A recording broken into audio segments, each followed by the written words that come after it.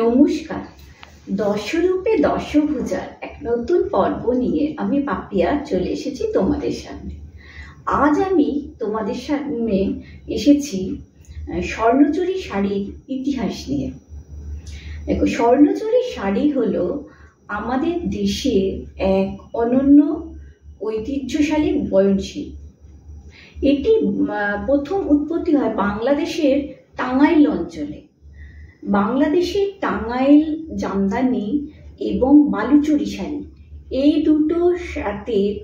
দুটো থেকে অনুপ্রেরণা নিয়ে এই স্বর্ণচুরি শাড়ি তৈরি হয়। এই স্বর্ণচুরি শাড়ি সূক্ষ্ম যে কারুকার্য এবং সোনালী জরির জন্য বিখ্যাত। আমরা জানি যে মুর্শিদাবাদে মুর্শিদ কুলি খাঁর সময়ে মেন বালুচরী শাড়িটা উৎপত্তি হয় এবং পরে ওটার থেকে প্রেরণা নিয়ে এই স্বর্ণচুরি তৈরি হয়। বর্তমানে এই স্বর্ণচুরি শাড়ি তৈরি হয় বিষ্ণুপুরে। এই শাড়িতে মেন সোনালী এবং রূপালী জরি ব্যবহার করা হয়, আর সাথে রেশম বা সুতো ব্যবহার করা হয়। এই দুটো মিলিয়ে যে বুনন হয় এই স্বর্ণচুরি শাড়ির। এই শাড়ি যেহেতু জরি সোনালী বা রূপালী জরি দিয়ে যেহেতু হয়, যার জন্য এই শাড়ি একটা রাজকীয় লুক দেয়, যে কারণে বিবাহ অনুষ্ঠান, বিভিন্ন আনন্দ অনুষ্ঠান এবং একটা রাজঘরানার মতো ব্যাপার এই শাড়ির মধ্যে রয়েছে। এই শাড়ি আমাদের দেশে তো বর্তমানে খুবই জনপ্রিয় এবং এটা ধীরে ধীরে সারা পৃথিবীতে খুব জনপ্রিয় হয়ে যাচ্ছে এই স্বর্ণচুরি শাড়ি। আর এই স্বর্ণচুরি শাড়ি বর্তমানে বিবাহতেও অনেকে ইউজ হয়, অনেকে বেনারসির বদলে বা রিসেপশনেও এই শাড়ি পরে। এটা হচ্ছে স্বর্ণচুরি শাড়ির ইতিহাস। এবার আমি তোমাদের বলবো আমার শাড়িটা নিয়ে। আমি যেটি পরেছি এটি একটি স্বর্ণচুরি শাড়ি। এটি দেখো, প্রথমে আমি কালারটি বলি। এটি একটি রানী কালারের সুতো আর একটা নীল কালারের সুতো, দুটো মিলে গিয়ে একটা ক্রস কালার এনেছে। আমি আগের একটা ভিডিওতে তোমাদের বলেছিলাম যে বিষ্ণুপুরের শাড়িতে ক্রস কালারটা প্রথম ওরাই আনে আর কি শাড়িতে, তারপরে এখন তো সব শাড়িতেই হয়। তো বিষ্ণুপুরের এই শাড়িতে ক্রস কালার এখন বালুচরী বা স্বর্ণচুরিতে যে আনা হয়েছে এবং দেখতে ভীষণ সুন্দর লাগে। আর স্বর্ণচুরি যেহেতু জরির কাজ, তার মধ্যে ক্রস কালার খুবই ভালো লাগে। এই শাড়িটি দেখো, বললাম যে একটি রানী সুতো গেছে, একটি নীল সুতো, যার ফলে একটা বেগুনি টাইপের কালার এসছে এটাতে। এবং এটাকে যখন দেখবে না, আমি লেন্সে কতটা বোঝাতে পারছি জানি না ক্যামেরার, তবে এটা একটা সাইড দিকে দেখলে হঠাৎ মনে হচ্ছে পুরো রানী কালার, কখনো মনে হচ্ছে পুরো ব্লু, আবার কখনো এটা ভায়োলেট কালার। এটি হচ্ছে কালারটা বললাম। এবার হচ্ছে এটি সোনালী জরির কাজ করা এবং এটা মিনাকারি স্বর্ণচুরি। এবার তোমাদের দেখায়, দেখো এই স্বর্ণচুরিতে এই যে একটি মেয়ের মোটিভ রয়েছে, দেখো খুব সুন্দর, আর পাশে ময়ূরের মোটিভ। এদের কাজ এত সূক্ষ্ম না, হাতে এটা তাঁত ঘুরিয়ে করা কাজগুলো।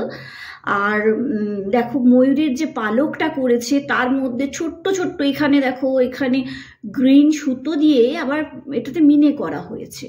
এখানে পাতাতে দেখো মিনে, ফুলে মিনে হয়েছে মেয়েটার ড্রেসে। এবং এই যে মোটিভটা আছে এখানে দেখো, ভেতরেও যে মোটিভটা রয়েছে, একটা মেয়ে কলসি নিয়ে যাচ্ছে, এটাকে বলা হয়, এই মোটিভটাকে বলে মেঘবালিকা মোটিভ। বিভিন্ন নাম আর কি উইভাররা দিয়ে থাকে এটাকে, তাঁতিরা এটাকে যেটা বলে।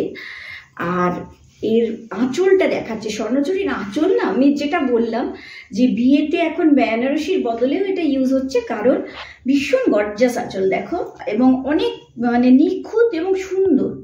এই দেখো এখানে তো ওই বললাম যে, এবং আমার আঁচলটি, শাড়ির আঁচলটিতে না ওই মেঘবালিকা তো বুটিটাতে রয়েছে, আর আঁচলটিতে পুরো শকুন্তলা দুষ্মন্তের কাহিনীটা রয়েছে।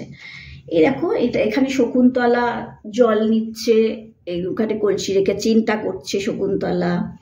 আচ্ছা, এখানে দেখো রাধা দুষ্মন্ত শকুন্তলাকে নৌকো করে যখন ফিরিয়ে নিয়ে যাচ্ছে আর কি, সেই সময়েরই নৌকো করে যাচ্ছে, দেখো ময়ূরপঙ্খীতে বসিয়ে নিয়ে যাচ্ছে।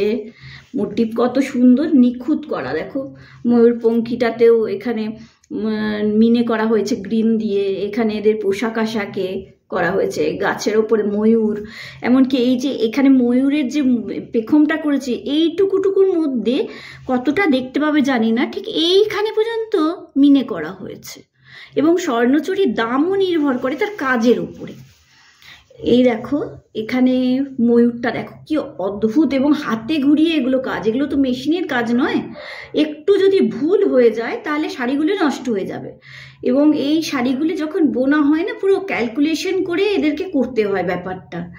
মানে এখানে সত্যি কথা, যারা তাঁতি না বলে তাদের শিল্পী বলি, তো শিল্পীরা এখানে মানে বলতে গেলে সত্যি মানে অঙ্কের ব্যাপারে পারদর্শী, এই অঙ্কের ব্যাপারে তারা দেখো পারফেক্ট করেছে কত। এখানে ময়ূর, মেয়ের চুল টুল এখানে মিনে করেছে। এটা যদি শুধু গোল্ডেন দিয়ে করতো তাহলে এত প্রবলেম হতো না, কিন্তু এই সূক্ষ্ম সূক্ষ্ম ব্যাপারগুলো ওদের গুনে গুনে সুতোগুলোকে ইউজ করতে হয়েছে, রেশম আর জরিটাকে।